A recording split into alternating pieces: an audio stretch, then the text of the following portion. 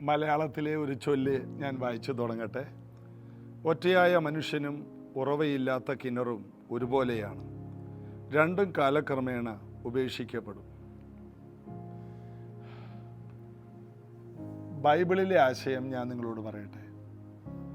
ഒറ്റയായ മനുഷ്യൻ ഒരിക്കലും ഉപേക്ഷിക്കപ്പെടില്ല.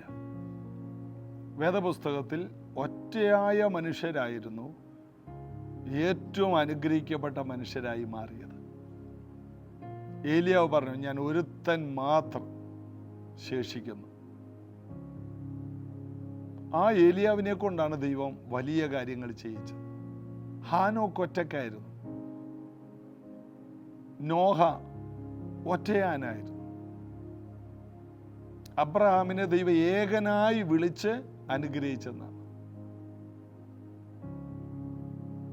ബൈബിളിൽ നമ്മൾ വായിക്കുന്നവരെല്ലാം തന്നെ ജീവിതത്തിൻ്റെ ഏകാന്തതകളിലൂടെ കടന്നുപോയിട്ടുണ്ട്. നമ്മൾ ഭയപ്പെടുന്ന ഒരു വാക്കാണ് ഏകാന്തത. ഏകാന്തത, എനിക്കാരുമില്ല, എന്നോട് സംസാരിക്കാൻ ആരുമില്ല.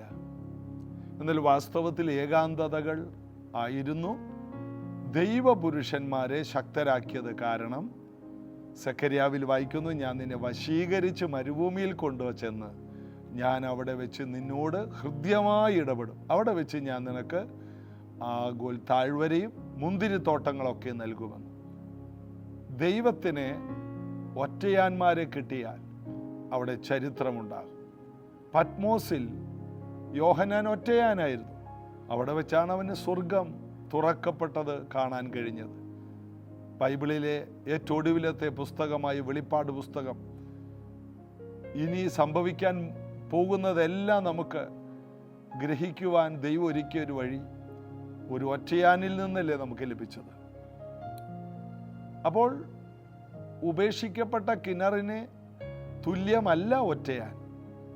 ഇതുപോലെയുള്ള ചില ചൊല്ലുകൾ നമ്മുടെ മലയാള സംസ്കാരത്തിൽ അലിഞ്ഞു ചേർന്നിട്ടുണ്ട്. എന്നാൽ വേദപുസ്തകത്തിൽ നിന്ന് ഞാൻ അവയെ വിമർശിക്കുകയല്ല, പകരം അതിൻ്റെ ഒറിജിനൽ ശരിയായ ഭാഷ, ശരിയായ വചനത്തിൻ്റെ സത്യങ്ങൾ നമ്മുടെ ദേശനിവാസികൾക്ക് നൽകുന്നു എന്ന് മാത്രം. അതുകൊണ്ട് നമ്മൾ ഒരിക്കലും ഒറ്റപ്പെടലുകളിൽ തീർന്നു പോകില്ല. ഒറ്റപ്പെടലുകളെല്ലാം നമുക്ക് അനുഗ്രഹമാകും. കാരണം യേശു നമ്മുടെ കൂടെ ഉള്ളതുകൊണ്ട്. ഞാൻ നിങ്ങളെ ഒരു നാളും അനാഥനായി വിടില്ലെന്ന് പറയുമ്പോൾ നമുക്കെങ്ങനെ ഇനി ഒറ്റപ്പെടാൻ കഴിയും? ഏകാന്തത എന്നൊരു വാക്ക്, എനിക്കാരുമില്ല എന്നൊരു വാക്ക്, രക്ഷിക്കപ്പെട്ട യേശുവിനെ സ്വീകരിച്ച ഒരു ദൈവ പൈതൽ ഒരിക്കലും ഉപയോഗിക്കാൻ പാടില്ല.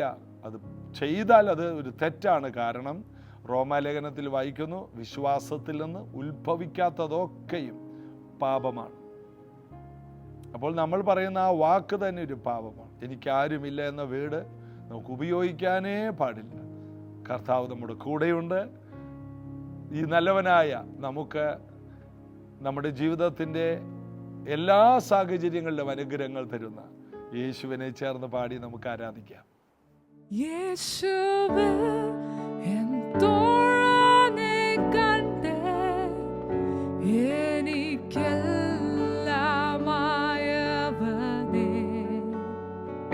പതിനായിരങ്ങൾ ഏറ്റവും സുന്ദരനേ,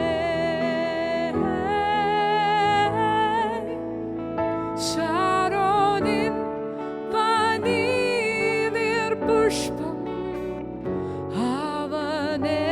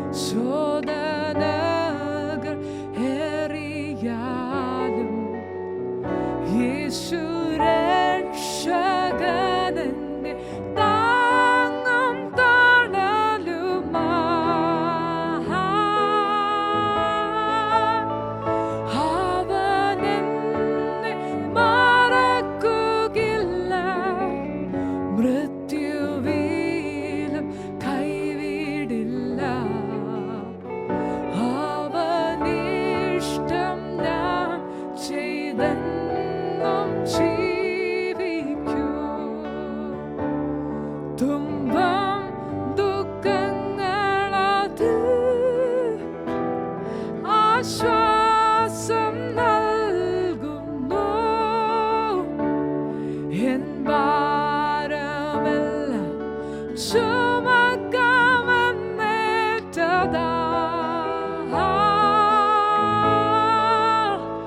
ശാരോനിൻ പനിനീർ പുഷ്പം അവനെന്നെ കണ്ടെത്തിയേ. പതിനായിരങ്ങളിൽ ഏറ്റവും സുന്ദരനേ. പതിനായിരങ്ങളിൽ ഏറ്റവും സുന്ദരനേ. പതിനായിരങ്ങളിൽ ഏറ്റവും സുന്ദരനേ.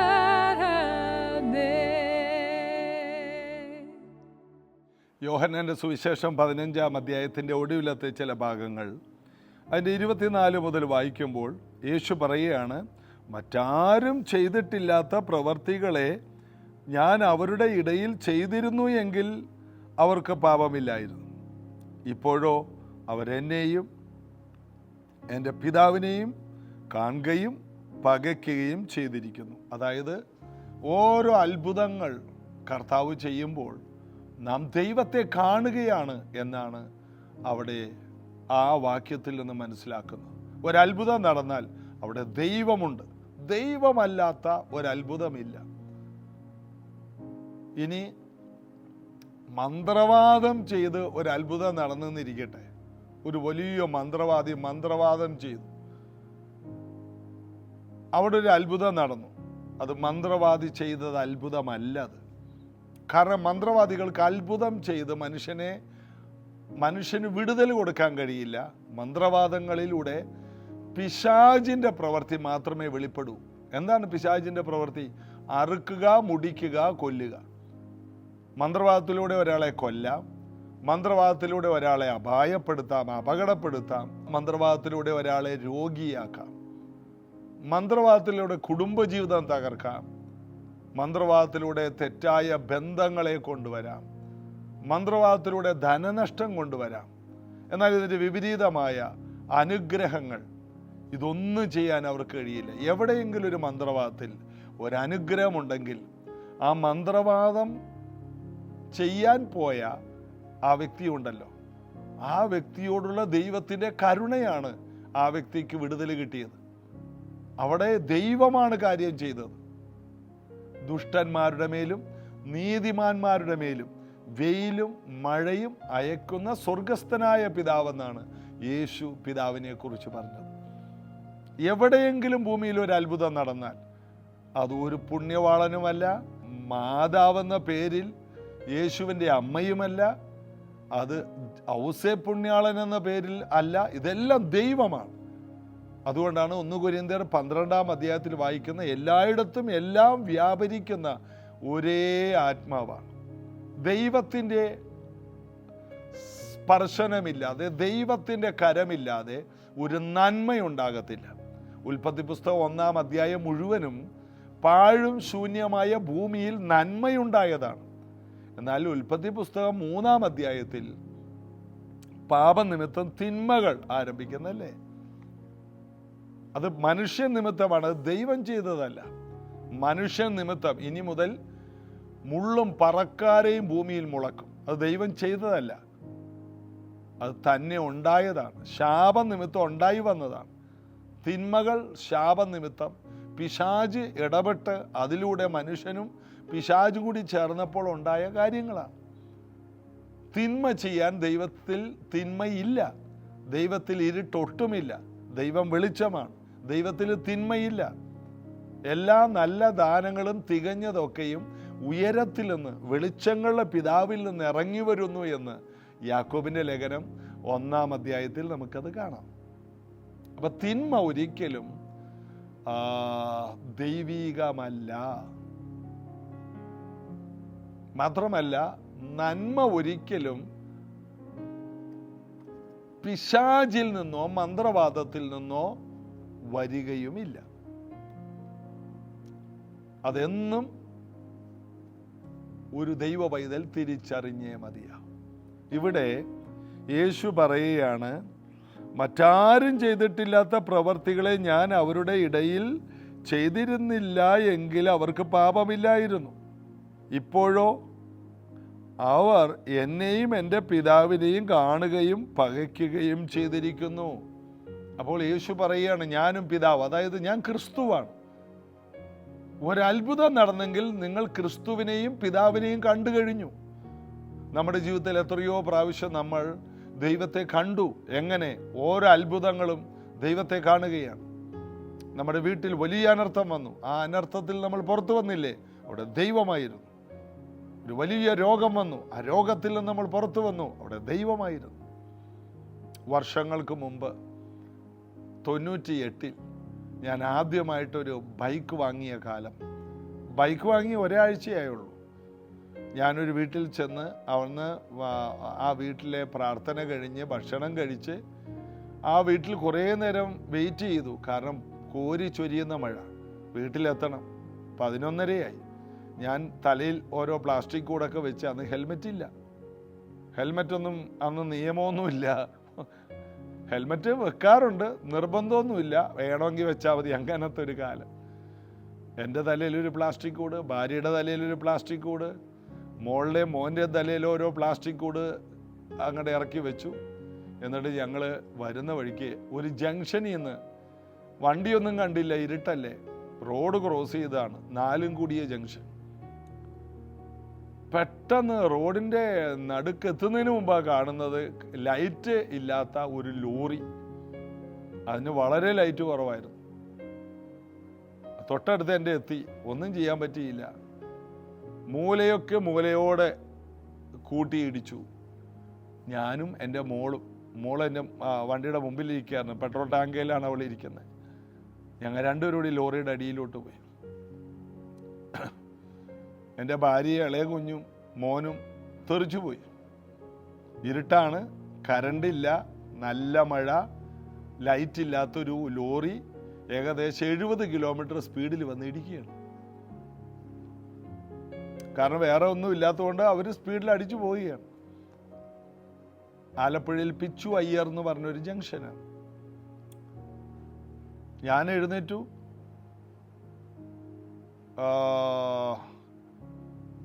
എനിക്കൊന്നും മനസ്സിലാകുന്നില്ല ഇത് എവിടെയാണെന്ന്. കുറച്ച് കഴിഞ്ഞപ്പോൾ എൻ്റെ മോളെ കാണാനില്ല. മോളെന്ത് ചെയ്യുക? അപ്പം എൻ്റെ ഭാര്യയും കൊച്ചും തെറിച്ചു പോയവർ ഓടി വന്ന് എന്നെ കയറി എല്ലാവരും കൂടി എഴുന്നേൽപ്പിക്കുന്നു.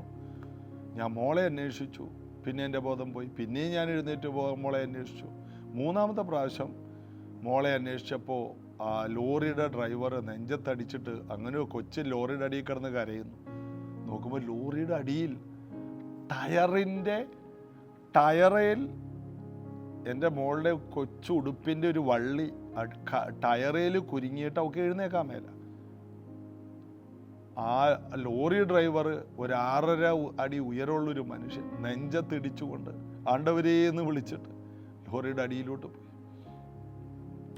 അവളെ വലിച്ച് വെളിയിൽ കൊണ്ടുവന്നു.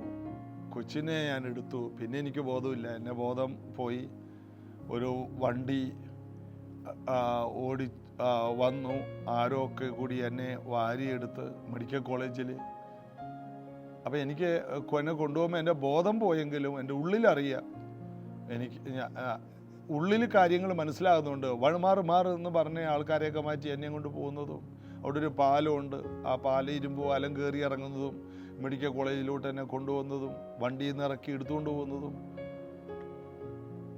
അപ്പം ഞാനിങ്ങനെ ഒബ്സർവേഷനിൽ കിടക്കുമ്പോൾ പുറകെ വന്ന ഒരു ആസ്മ നിമിത്തം ഒരു അമ്മ മോനും കൂടി വന്നിട്ടുണ്ട് അതേ വഴിയിലൂടെ. അപ്പം അവരവിടെ നിന്ന് പറയുന്നുണ്ടായി, പിച്ചുവാർ ജംഗ്ഷനിൽ ഒരു ഭയങ്കര ലോറി അപകടം ഉണ്ടായി, ഒരു ബൈക്കുകാരനെ ഇടിച്ചു. അപ്പനും മോളും സ്പോട്ടിൽ മരിച്ചു, വണ്ടി തകർന്നു പോയി. പിന്നെ ബാക്കിയുള്ളവരുടെ കാര്യമൊന്നും പറയാറായിട്ടില്ല എന്ന്. ഇത് കേട്ടാണ് ഞാൻ എഴുന്നേറ്റ് വരുന്നത്. അപ്പോൾ വാസ്തവത്തിൽ ആ വണ്ടി പിറ്റേ ദിവസം നോക്കുമ്പോൾ വണ്ടിയിലൂടെ, ബൈക്കിൻ്റെ മുകളിലൂടെ ഈ ലോറി കയറി ഇറങ്ങിയിട്ട് പെട്ടിയോട്ടയ്ക്കകത്ത് വാരിക്കൂട്ടിയാണ് ആ പുത്തൻ ബൈക്ക് കൊണ്ടുപോയത്. എന്നാൽ ഞങ്ങൾ രണ്ടുപേരും വീട്ടിൽ പിറ്റേ ദിവസം പോന്നു. ഞങ്ങൾക്ക് ഒരു കേടുമില്ലാതെ ഇന്നും ആയുസ്സോടെ നിൽക്കുന്നു. അതിൻ്റെ പേര് യേശു എന്നാണ്. ആ അത്ഭുതത്തിൻ്റെ പേരാണ് പിതാവാം ദൈവം, പുത്രനാം ദൈവം, പരിശുദ്ധാത്മാവാം ദൈവം. ഒരത്ഭുതം നടന്നാൽ അതിൻ്റെ അർത്ഥം അവിടെ സൃഷ്ടാവായ ദൈവമുണ്ടായിരുന്നെന്ന്. ഒരനർത്ഥം നടന്നെങ്കിൽ അതിൻ്റെ പുറകിൽ മുഴുവൻ പിശാചാണ്. അറുക്കുക, മുടിക്കുക, കൊല്ലുക. പിശാചിന് നന്മ ചെയ്യാൻ കഴിയില്ല. അപ്പോൾ അത്ഭുതങ്ങൾ ചെയ്തിട്ടില്ലേ? ബൈബിളിലില്ലേ? ഉണ്ട്. പിശാച് ചെയ്തത്. ഫറവോന്റെ മന്ത്രവാദികൾ. മോശ ചെയ്ത അത്ഭുതങ്ങൾ ചെയ്തില്ലേ? ചെയ്തു. വെള്ളം രക്തമാക്കി. അതുകൊണ്ട് മനുഷ്യന് നന്മയുണ്ടോ? ഇല്ല. ഇങ്ങനെ കുറെ അത്ഭുതങ്ങൾ ചെയ്തു. അന്ന് എന്താണ്? മിസ്രൈമിൽ കുറെ ബാധകൾ ഉണ്ടാക്കി. അപ്പോൾ ദോഷം ഉണ്ടാക്കാൻ കഴിയും, ഒരു നന്മയുണ്ടാക്കാൻ ഒരിക്കലും പിശാചിന് കഴിയില്ല. അവൻ ദുഷ്ടനാണ്, അവൻ ഭോഷ്ക് പറയുന്നവനാണ്, അവൻ്റെ അപ്പനുമാണ് എന്ന് പറയുന്നു. അപ്പോൾ ഒരു കാര്യം അറിയണം, ഒരത്ഭുതം എവിടെയെങ്കിലും നടന്നിട്ടുണ്ടെങ്കിൽ അത് കർത്താവാണ്. അതുകൊണ്ടാണ് യോഹന്നാൻ 21 അധ്യായത്തിൽ നമ്മൾ വായിക്കുന്നത്, രാത്രി മുഴുവനും അധ്വാനിച്ചിട്ട് ഒന്നും കിട്ടാത്ത ശിഷ്യന്മാർ പിന്മാറ്റത്തിൽ പോയതാണ് യേശുവിൻ്റെ ക്രൂശീകരണത്തിന് ശേഷം.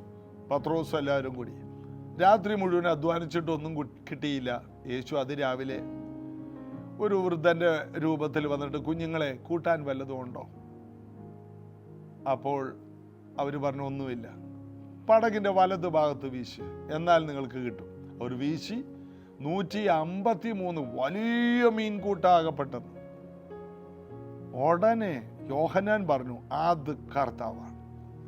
ഏത് വേഷം മാറി വന്നാലും, ഏത് രൂപത്തിൽ വന്നാലും, ഒരു വിടുതൽ നടന്നാൽ അത് കർത്താവാണ്. ഈ ദിവസങ്ങളിൽ ഇങ്ങനെ നിങ്ങളുടെ സാഹചര്യങ്ങളിലൂടെ കർത്താവിനെ കാണാൻ ശ്രമിക്കുക. കർത്താവിനെ ഒരു രൂപത്തിൽ കാണാൻ ആരും ആഗ്രഹിക്കില്ലേ? ഒരു രൂപത്തിൽ കണ്ടില്ല, അതുകൊണ്ട് ഒരു രൂപം വരച്ചും വീട്ടിൽ വെക്കണ്ട. ഒരു വിടുതൽ നടന്നാൽ അത് കർത്താവാണ്. ഒരത്ഭുതം നടന്നാൽ അത് കർത്താവാണ്. ഒരു നല്ല ജയമുണ്ടായാൽ അത് കർത്താവാണ്. ഒരനുഗ്രഹമുണ്ടായാൽ അത് കർത്താവാണ്. ഒരു ഉയർച്ചയുണ്ടായാൽ അത് കർത്താവാണ്.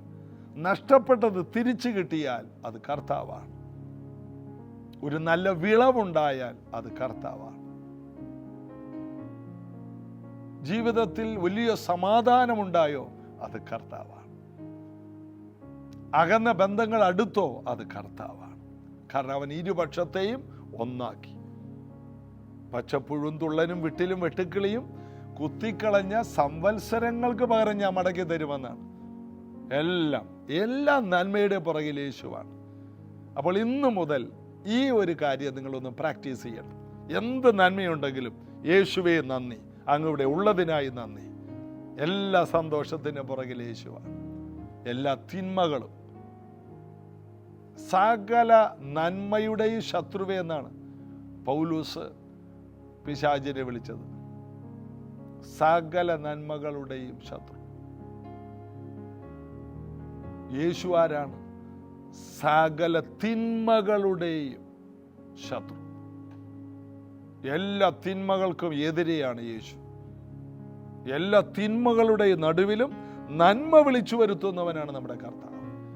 അതുകൊണ്ട് യേശുവിലും യേശുവിൻ്റെ അമിത ബലത്തിലും നമുക്ക് ഒരുമിച്ച് ആശ്രയിക്കാം, പ്രാർത്ഥിക്കാം. യേശു കർത്താവേ, ജീസസ് എവരിഡേ ശ്രദ്ധിക്കുന്നവരുടെ ജീവിതത്തിൽ കർത്താവിൻ്റെ ആ മഹത്വം എല്ലാവരും ഒന്ന് അനുഭവിക്കട്ടെ. ആ തിരുസാന്നിധ്യത്തിലേക്ക് എല്ലാവരും വരട്ടെ. നന്മകൾ കൊണ്ടുവർ നിറയട്ടെ, സമൃദ്ധി കൊണ്ടുവർ നിറയട്ടെ, സന്തോഷം കൊണ്ടുവർ നിറയട്ടെ. അത് കർത്താവാണ് എന്ന് പറയാൻ നൂറുകണക്കിന് കാര്യം ഇന്നു മുതൽ ഓരോ വീടുകളിലും ഉണ്ടാകട്ടെ. വർഷങ്ങളായി നടക്കാത്ത കാര്യങ്ങൾ യേശുവിൻ്റെ നാമത്തിൽ ഇന്നു മുതൽ നടക്കട്ടെ. വർഷങ്ങളായി മുടങ്ങിക്കിടക്കുന്ന കാര്യങ്ങൾ ഇന്നു മുതൽ യേശുവിൻ നാമത്തിൽ പുനരാരംഭിക്കട്ടെ. ഒരിക്കലും ലഭിക്കില്ലെന്ന് പറയുന്ന ചിലത് ഇന്ന് അത് മടക്കി കിട്ടട്ടെ. എല്ലാ നഷ്ടങ്ങളും യേശുവിൻ നാമത്തിൽ ലാഭമാകട്ടെ. എല്ലാ ശാപബന്ധനങ്ങളും ഈ വീടുകളിൽ നിന്ന് അഴിഞ്ഞു മാറട്ടെ. വലുത് സഫലമായ എല്ലാ വാതിലും തുറക്കട്ടെ.